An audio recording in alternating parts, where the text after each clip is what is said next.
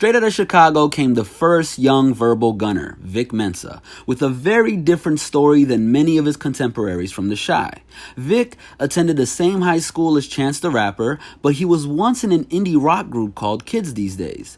Mensa's eclectic list of musical inspirations ranged from A Tribe Called Quest, Jay Dilla, Nas, Hieroglyphics Crew, all the way to Prince, Jimi Hendrix, Gorillaz, and Nirvana. By 2016, Vic Mensa was already a Grammy Award nominee for being a songwriter on Kanye West's song All Day, and dropped his debut album, The Autobiography, on Jay-Z's label Roc Nation, with an interesting mix of features, such as Weezer, Pharrell Williams, Saul Williams, Sid, The Dream, Chief Keef, Ty Dolla $ign, and Joey Purp. But after entering the music industry with his big album and the pair of EPs that preceded it, There's a Lot Going On, and The Manuscript, to be specific, many of his fans now need an answer to the question: what happened to Vic Mensa?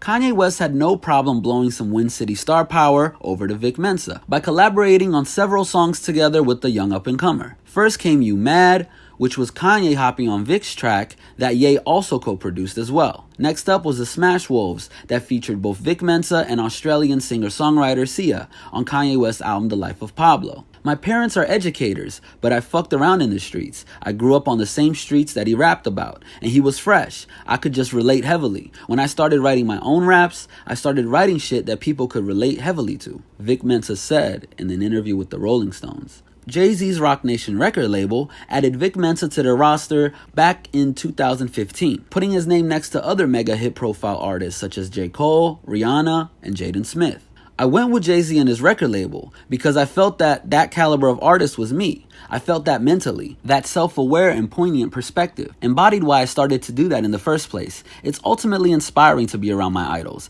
but the reason I even decided to align myself with that company and those people is because I felt like that's where I'm going. Vic Mensa told Hot New Hip Hop in an interview, "Unfortunately, when Vic Mensa's first full-length album, The Autobiography, was released on July 28, 2017, it didn't explode as large as the expectations that were there for it. Debuting at number 27 on the US Billboard 200, selling only 15,977 copies in its opening week. Being a proud representative of the South Side of Chicago and carrying the pain of attending funerals of killed friends from the local area, Vic Mensa has been highly upset and furious about what he perceives as DJ Akademiks mixing satire and commentary about Chicago drill-style rappers, especially with Akademiks not even being from Chicago to begin with. DJ Akademiks has a YouTube entitled The War in Chiraq with over 375,000 subscribers. Vic Mensa sees nothing funny or worthwhile in this and publicly took Ak to task face-to-face as a guest on the online hip-hop show Everyday Struggle. I wanted to slap you in your face, honestly, and I'm just seeing you here.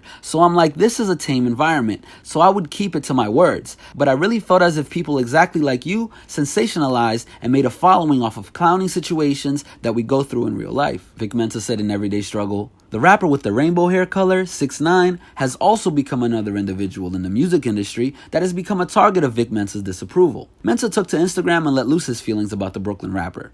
"For the record, I never dissed 6ix9ine. All I said was he got his style from Chicago rappers, something he has admitted, and that he needs to show our city its respect. So if he wants to talk about suck my dick and all that, fight me then. Point blank, see me in these fucking hands. No security, we seen you drive around Chicago with 8 police. Shoot the one-on-one. See what happens to you, boy. I'll turn your motherfucking face the color of your hair. So put up or shut up." With hip-hop heavyweights like Jay-Z and Kanye West standing beside Vic Mensa and signing a new deal with United Talent Agency, which still allows Scooter Braun to represent him and William Morris Endeavor to who rep Vic internationally, hopefully Vic Mensa will be able to achieve the success that matches up to his incredible lyrical ability. This has been a Hip Hop Madness original. Make sure you stay tuned and stay up to date on everything we got going on by subscribing and making sure you hit that notification bell. And don't forget to follow us on Instagram at Hip Hop Madness and join the movement.